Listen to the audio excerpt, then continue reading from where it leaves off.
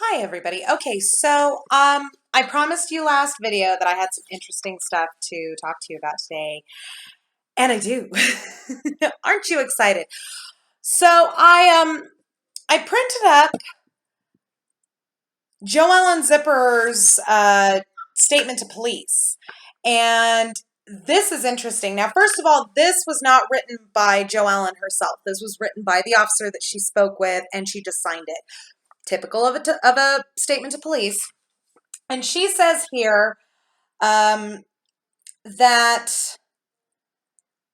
she was in the backyard. All at once, a lady appeared, and she asked if she could take photos of a Firebird that Jason, her grandson, owns.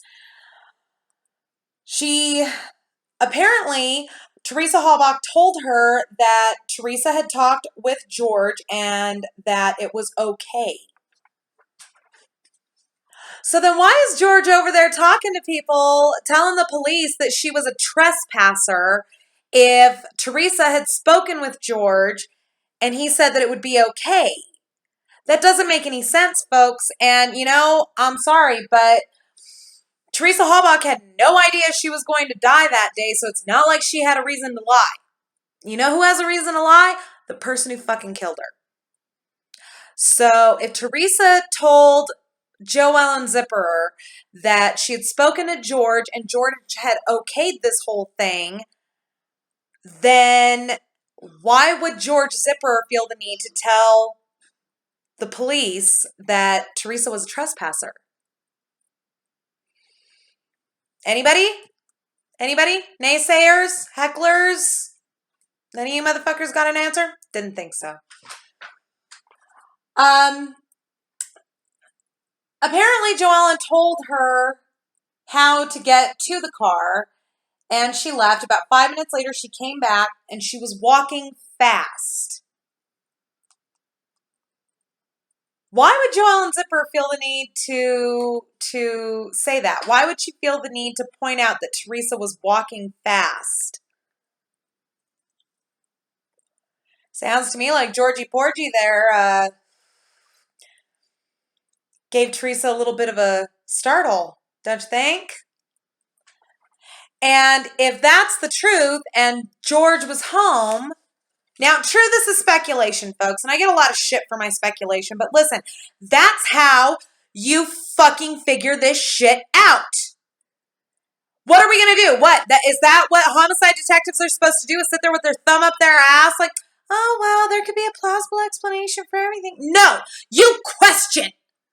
You question everything that would not make sense. That is how you solve a crime. You don't sit there and say, well, there's a good explanation for everything. Yeah, and sometimes that good explanation is fucking murder. Get over yourself. I get very, very passionate about this. And sometimes my inner passion comes out.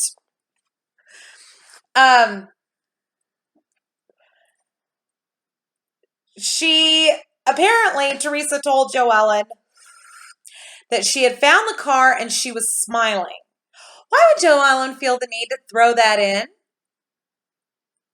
That's a really innocuous detail to throw into a police statement, don't you think, folks?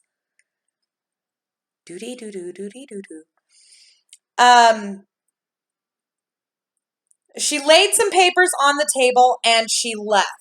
Now, this is Joellen's statement to police, but I thought that during the trial she testified that she didn't see Teresa leave.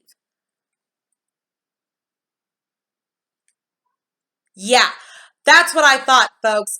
Completely opposite ends of the scale. All right, now, this is the one that I know you all have been waiting for. Our favorite little Nomeo and his tangled web of bullshit. This is Ken Kratz's email to Ms. Culhane, she of the football helmet hair. What is it with women from the South? Why do y'all feel the need to tease your hair into submission? It's okay to just leave it down. And by the way, Miss Culhane, quit bleaching your hair. Nobody buys that you're blonde. Although you act like one, but I'm just saying your roots need to be done a lot more frequently. Just saying. All right, so in this email, Kratz feels the need to tell her, thank you for testing all the stains in the SUV. That will be a huge weapon against the claim of planted evidence. Minor problem though, folks. Most of the stains that were tested were inconclusive.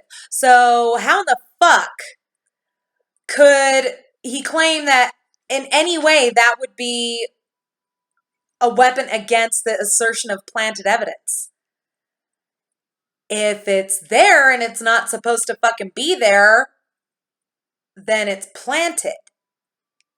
And the way that you know if it's not supposed to be there is if evidence that should be in other places is not where it should be, according to your dissertation of the crime.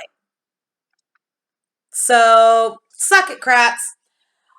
My favorite, though, is this little paragraph here where he says, I understand the frequency point on the empty DNA match. It's amazing, however, how much weight the public attributed to that finding locally, that the FBI confirms that the human remains are that of the victims. We were careful not to say that at all, but perceptions are what they are.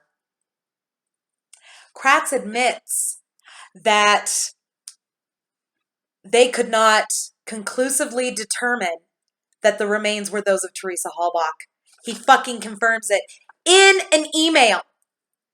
In his own words, he confirmed that they could not conclusively determine that those fucking remains were Teresa's. Oh, you're damn right. I am smiling like the cat that ate the fucking canary. The other thing that gets me is this line. I totally understand that your protocol suggests that you stop developing elimination profiles when you have a match, but in this case, listen very carefully here. The only men on the property when the victim was killed included the defendant, Stephen, and his two brothers, Earl and Chuck, and his nephew, Bobby. Where's Brendan's name? Huh, Kratz? Oh, that's right. This is before you bullied the ever-loving shit out of him, or rather you instructed Wiegert and Fossbender to bully the shit out of him until he came up with that bullshit confession.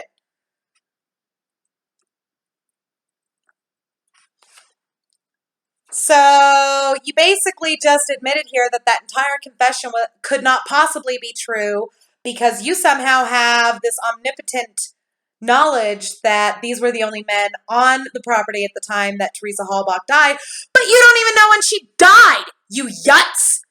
You have no idea when she died. You don't have clue fucking one as to when Teresa Halbach died, and you can't know. Doesn't stop you from fucking preening yourself like a damn peacock. So, yeah, folks. Oh, and this is really interesting. Okay, so I have quite a few really awesome viewers, really awesome fans. I actually got some shit earlier from somebody telling me, don't call them fans. They're not your fans. They're your viewers. You know what, fucker? My fans will tell me if they don't want me to call them fans. Jesus, get a life.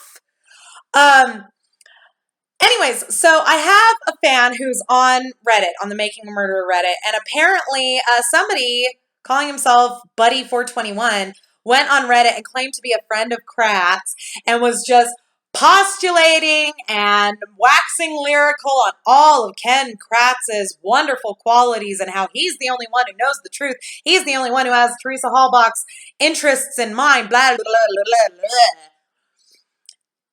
And, of course, everybody figured out that it's actually Ken Kratz because that's, that's a hallmark of narcissistic personality disorder is shit like this.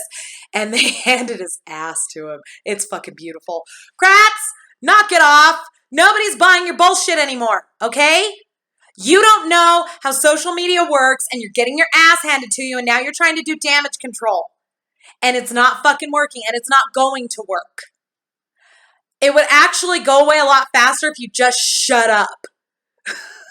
All right, folks, that's it for this video. I will leave the links to these two documents down in the description. Do not forget at 5 p.m. today, Mountain Time, I will be doing a live Q&A with you, my awesome viewers, so join me for that.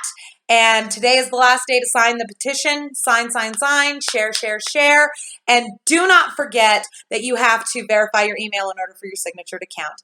Thank you all very much for watching. We'll see you this evening.